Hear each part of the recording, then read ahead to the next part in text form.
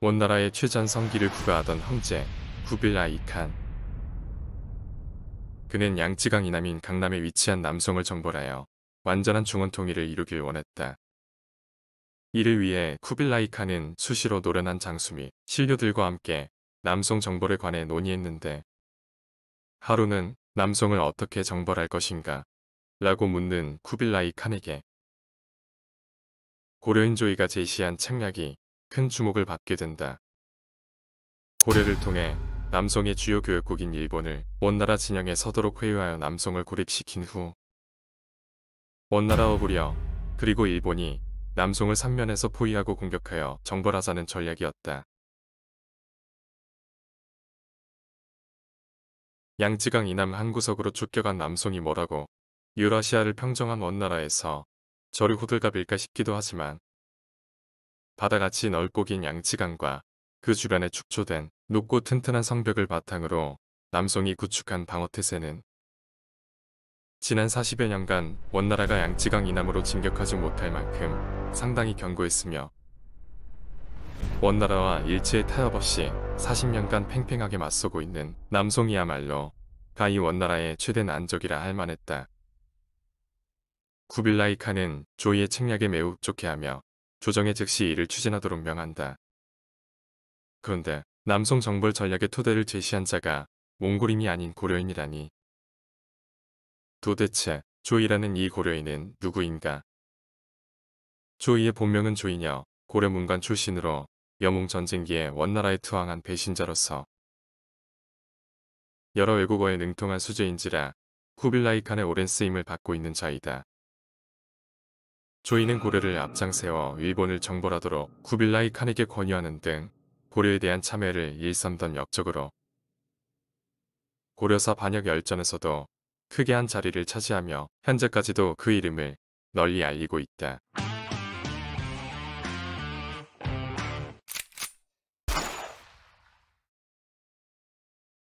1266년 11월 고려 원종 7년 고려 수도 개경. 은웅과 흑적이 이끄는 원나라 사신단은 고려 황궁을 방문하여 조정의 영접을 받고 고려 원종에게 쿠빌라이 칸의 조서를 전달한다. 쿠빌라이 칸이 고려에 보낸 조서의 내용은 이러하다. 너희 고려 사람인 조이가 내게 구하길, 일본은 고려와 매우 가까운 이웃이며 한나라와 당나라 이래 중국과도 종종 사신을 통해 교류했다고 한다. 그런 거로 짐도 일본과 허우를 통하고자 하니 경은 사신단을 인도하여 그들 땅에 도달하게 하라. 서로 통교하지 않는다면 이는 일가의 이치가 아니며, 군병을 사용한다면 그것은 누구에게 좋을 것인가. 경은 그 점을 깊이 생각하기 바라며 경의 충성이 이에 달려있으니 부디 애써 힘쓰라. 고려 문화실황동 평장사 이장영.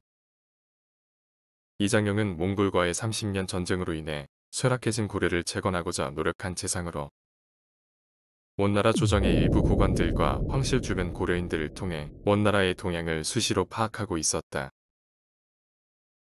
이장영은 원나라가 일본을 초유하여 복속시키려는 의도가 있음을 이미 알고 있었으나, 천황을 힘으로 누르고 일본을 실질적으로 통치하는 가마쿠라 막부에서 원나라의 초유를 순순하게 수용하진 않을 것이라 생각한다. 만약 일본이 초유를 거부한다면 원나라는 분명 일본을 무력으로 점령하기 위해 일본 원종을 단행할 것이며, 고려는 또다시 전란 속에서 상당한 대가를 치를 수밖에 없을 것이라 예견한다.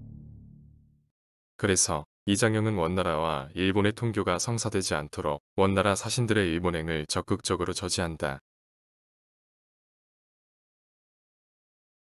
이장영은 원나라 사신인 흑적에게 외는 중원의 질서와 예의를 모르니 내버려 두는 것이 옳다면서 일본 초유가 유해무익하다고 주장할 뿐만 아니라 바다에 생소한 그에게 풍도엄주, 즉 일본으로 가는 바닷길이 매우 험난하고 풍파가 하늘에 닿는다며 잔뜩 겁을 주는 내용의 서신을 작성하여 전달한다. 결국 원나라 사신단은 일본 방문을 포기하고 거제도에서 발길을 돌려 일정보다 앞서 원나라로 귀환한다. 원나라 사신단이 귀국하자 이장용은 변명서를 작성하여 쿠빌라이 칸에게 발송하는데, 그 내용은 다음과 같다. 얼마 전 추밀원 무사 송군비가 삼국 사신들을 거제도로 안내한 후 저 멀리 스시마를 바라보니 큰 바다에 풍랑이 심하여 삼국의 사신에게 위험을 무릅쓰고 나아가도록 할 수가 없었으며 설령 스시마에 도달해서도 그곳의 풍속이 완고하고 추악하여 예의가 없는 터라 이를 두려워하여 다시 돌아올 수밖에 없었사옵니다. 또한 고려는 본래 일본과 전혀 통하지 않으며 다만 스시마인들이 종종 무역을 하러 소방의 금주를 왕래할 따름이옵니다. 이장용은 변명서 후반에 이와 같은 내용을 더하며 조이의 말은 사실이 아님을 주장했다. 하지만 원나라는 바로 그 이듬해인 1267년 8월 고려의 제차 사신단을 파견하여 일본 초유에 관한 일체의 사물을 고려에게 떠맡기고 책임을 지우면서 고려를 공경에 빠뜨린다. 결국 고려는 문관 반부를 일본의 사신으로 파견하고 가마쿠라 막부의 외교창 구인 다자이후를 통해 쿠빌라이 칸과 원종의 국서를 전달하지만 일본은 국서의 수령을 단호하게 거부한다. 1268년 6월 원나라는 고려에 세 번째로 사신단을 파견하여 일본으로 가는 길 안내를 요구했고 고려 조정은 문관 반부를 재차 일본의 사신으로 파견하여 쿠빌라이 칸과 원종의 국서를 전달한다. 그러나 가마쿠라 막부는 개국 이래 한 번도 외침을 받은 적이 없다는 자부심으로 쿠빌라이 칸의 국서를 철저하게 묵살했으며 결국 반부는 사관에서 5개월간 체류하다가 답서도 없이 빈손으로 귀국하게 된다. 바로 다음 해인 1269년에도 원나라는 고려를 통해 일본 다자 이후에 국서를 전달하지만 일본이 여전히 국서를 무시함으로써 원나라의 네 번째 초유 시도 역시 허사로 끝나고 만다. 가마쿠라 막부가 대외적으로 배짱을 부리고 있긴 하지만 내심 원나라 침공에 대한 조바심도 안고 있는 터라 막부는 서일본 지역을 중심으로 수비 강화를 지시하고 모든 사찰에게 호국불공을 드리도록 명을 내렸으며 수시로 회의를 열어 원나라의 침입을 저지할 수 있는 방어책에 관해 집중적인 논의를 벌이고 있었다. 하지만 세계 최강국인 원나라의 침입을 막아낼 수 있는 마땅한 방어책이 떠오르질 않다 보니 막부의 최고 실권자인 시켄, 호조 도키무네와 주요 대신들은 매일같이 심한 골머리를 앓고 있었다. 한편 자신의 국서를 무시하는 가마쿠라 막부의 연이은 대응에 크게 분노한 쿠빌라이 칸은 일본에게 초유를 시도하는 방법보다 일본을 무력으로 정벌하는 방법에 점차 마음이 쏠리기 시작한다. 이장용은 여전히 고려가 전쟁의 소용돌이에 휘말리지 않도록 노력하고 있지만 우려했던 일본 원종이 점차 현실로 다가오면서 고려 조정의 고민은 더욱더 깊어만 간다.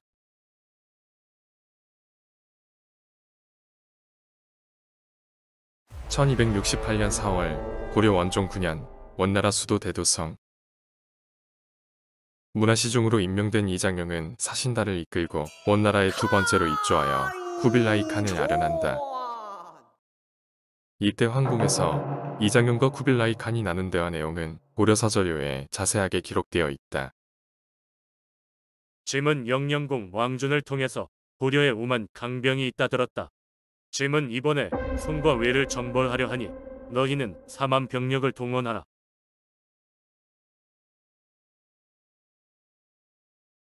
이제 짐은 원과 고려를 한 집으로 여기느니 너희에게 어려운 일은 짐이 구원하지 않겠는가. 짐이 조회하지 않는 나라를 치려 하니 너희는 군사로서 돕는 것이 역시 마땅할 것이다.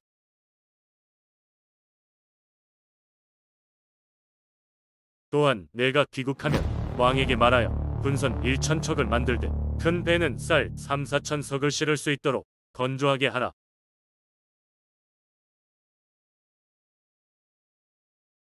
폐하, 군선에 관한 명을 어찌 받들지 않겠습니까만 급히 독촉한다면 배 짓는 제목이 있어도 기한 내에 군선 건조를 끝내지 못할까 크게 저어되옵니다.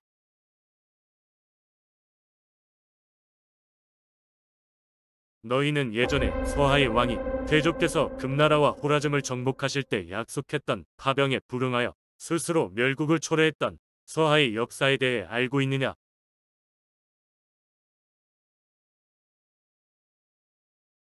폐하, 고려에 4만 병력이 있었으나 지난 30년간 전란과 역병으로 인해 지금은 그만한 병력이 없사옵니다.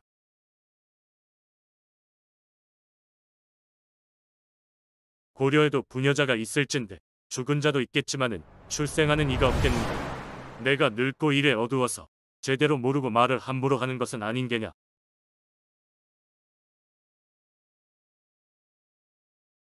고려가 폐하의 황운을 입어 군사를 파한 이래로 태어나 여지껏 성장한 이들은 이제 고작 9살, 10살이옵니다.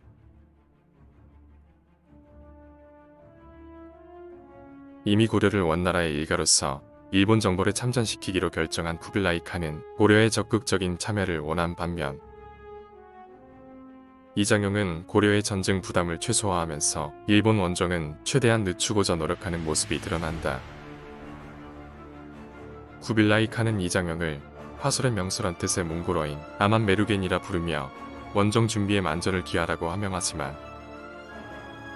당시 고려는 30년 영웅전쟁으로 인해 극도로 피폐해진 민생을 복구하고 헤어거든 국가를 재건해야 했으며 여전히 원나라에 대항하며 조정의 칼을 겨눈 고려 최정 예군 삼별초의 항쟁마저 시급히 진압해야 할 처지였다.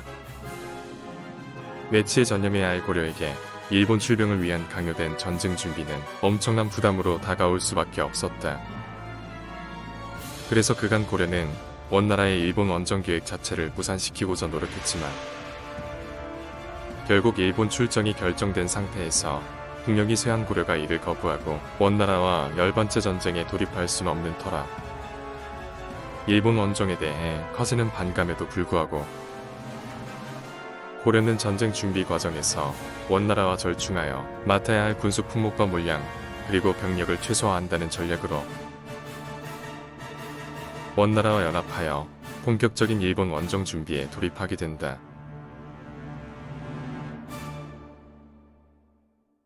둔전은 평시에 병사들이 농경을 하여 부양 및 또는 군대의 경비를 마련하는 용도의 토지이다. 1270년 원나라는 일본 원정에 필요한 군량미를 확보하고자 고려의 황해도 황주와 봉주 그리고 경상도 금주에 둔전 경약사를 설치하고 고려 농민들에게 둔전 경작에 필요한 농작물 종자와 농사에 쓸 소 그리고 농기구를 헐값에 강제로 매입한다. 당시 고려에서 사육하던 농무의 수는 대략 10,000에서 12,000두로 추산되는데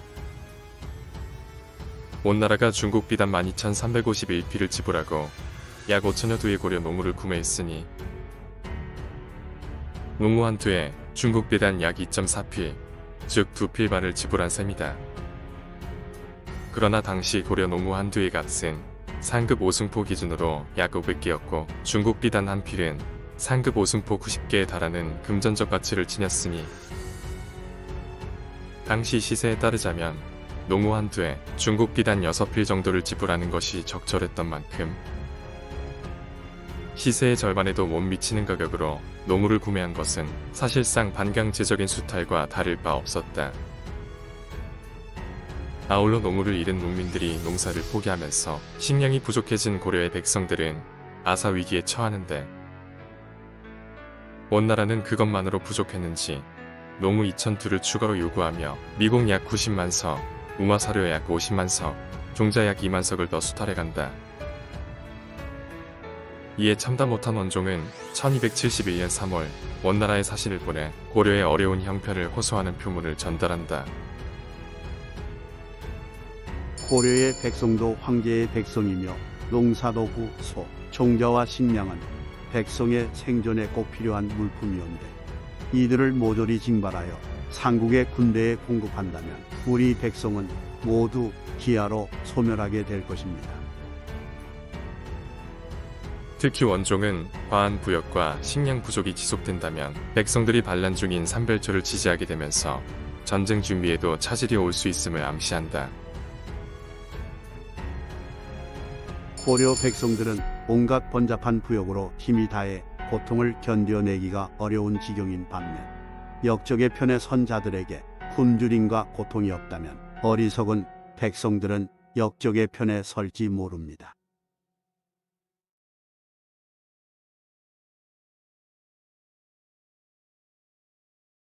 (1271년 9월) 고려와 함께 전쟁 준비에 여념이 없던 원나라는 다섯 번째로 일본의 초유사를 파견한다.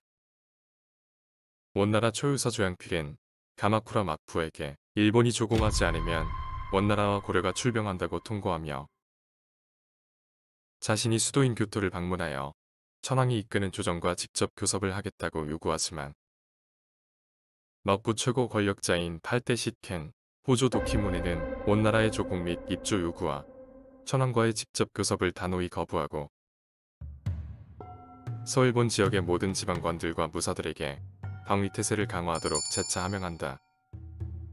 한편 막부나 천황으로부터 답서를 받지 못한 조양필은 차마 빈손으로 귀국할 엄두가 나질 않는데 구빌라이 칸에 대한 체면 치레가 필요했던 조양필은 막부 동의하에 일본인 12명과 함께 원나라로 귀국하여 구빌라이 칸에게 접견을 요청한다.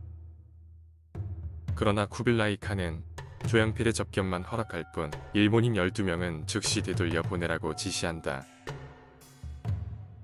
결국 1272년 4월 조양필은 일본인 12명의 송환을 겸해 여섯 번째 초유사로서 일본을 방문하게 된다. 조양필은 이후 1년 동안 다자이후의 사관에 체류하면서 일본의 국정 및 관제, 문연의 명칭, 지리, 풍속, 산물, 군사 분야를 상세히 견문하고 이를 정리한 보고서를 원나라로 발송한다. 구빌라이 칸은 보고서를 상세하게 읽고 난 후 조양필에게 일본 원정에 관한 의견을 묻는 서신을 보냈으며 이에 조양필은 자신이 경험한 일본에 대해 소신껏 간언한다. 신이 일본에 머물며 그들의 민속을 보니 이리처럼 용맹하여 죽이기를 좋아하고 중원과 달리 분신, 부자, 상하의 예를 전혀 알지 못하옵니다. 그 땅은 산수가 많아 병상에 있어 취할 만한 큰 이득도 없사옵니다. 그 사람들을 얻어도 도움이 되지 않으며 그 땅을 얻어도 부유함이 더해지지 않을 것이옵니다. 또한 배를 타고 바다를 건너는 일은 심한 해풍으로 기약할 수 없고 재난도 셀 수 없이 많사옵니다. 이는 마치 유용한 밀력으로 끝이 없는 큰 구덩이를 메우는 것과 같으니 신은 일본으로 출병을 하지 않는 것이 상책이라 생각하옵니다. 1273년 5월 초유사 조양필이 일본에서 귀국하여 다시 한번 일본의 조공 거부 의사를 전달하자 구빌라이 칸은 원나라 군에게 일본 정벌을 하명하고 고려에겐 군선 900척의 건조와 징병을 지시한다. 이렇게 원나라와 고려 그리고 일본 사이에서 치열한 사신과 서신 배틀이 이뤄지는 동안 고려의 진도 벽파진에선 원나라와 고려 조정에 대항하는 삼별초가 세력을 키워가고 있었다. 원나라는 고려의 백년무신 정권의 종지부를 찍은 원종의 왕권 강화와 내치 안저 그리고 일본 원정 준비의 원활한 진행을 위해 고려와 연합하여 진도에서 항쟁 중인 삼별초를 진압하기로 결정한다. 1271년 5월 고려의 김반경, 원나라의 훈둥과 홍다구가 이끄는 6,000병력의 여원연합군은 진도 벽파진에 주둔 중인 삼별초를 공격하여 거점인 용장성을 함락하는 대승을 거둔다. 삼별초를 지휘하던 배중소는 전사했으나 김동정이 자녀 부대와 함께 탐나로 후퇴하여 원나라와 고려 조정에 대한 저항을 지속한다. 1272년 3월과 5월 삼별초는 두 번에 걸쳐 개경으로 세곡을 운반하는 조은선을 각각내척 및 열세척을 탈취하고 9월에는 보령의 고란도를 공격하여 군선 6척을 방어하고 조선 장인 6명을 살해했으며 11월에는 하포의 원나라군을 기습하여 병사 4명을 납치하고 군선 20척을 방어한 데 이어 거제에서도 3척의 군선을 불태운다. 1273년 정월이 되자 삼별초는 순천의 나강고를 공격하여 원나라군 10명을 척살하고 군선 32척을 방어한다. 결국 탐나로 패주한 삼별초를 완전히 제압하기 위해 여원연합군이 재차 출병을 하게 된다. 1273년 4월 9일 고려군 6천, 원나라군 6천, 총병력 1만 2천을 실은 군선 160척이 영산강 하구에서 제주를 향해 출발한다. 4월 28일 제주 북단에 위치한 추자도를 거쳐 한덕포와 비양도에 상륙한 여원연합군을 맞아 삼별초는 근거지인 항파두리성을 중심으로 맹렬히 항전하며 기세를 올렸으나 여원연합군의 효과적인 양동작전 및 내후 기습, 그리고 10배 가까이 차이나는 병력의 열세를 극복하지 못하고 항파두리성을 함락당하며 패퇴하게 된다. 생존한 삼별초 병력 70명이 항파두리성을 탈출하여 제주 붉은 오름에서 최후의 혈전을 벌이지만 이들은 모두 전장의 이슬로 사라지고 홀로 남은 지휘관인 김동정이 한라산에서 자결을 하며 삼별초의 항쟁은 이렇게 종언을 구하게 된다. 삼별초를 완전히 진압한 고려와 원나라는 곧 있을 일본과의 전쟁 준비에 박차를 가하기 시작한다. 1274년 1월 고려는 조선 기술자와 인부 3만 5천을 동원하여 넉 달 만에 병선 900척을 건조한다. 100톤급 주력 함선 및 분수풍 운반선, 배암천류주 300척,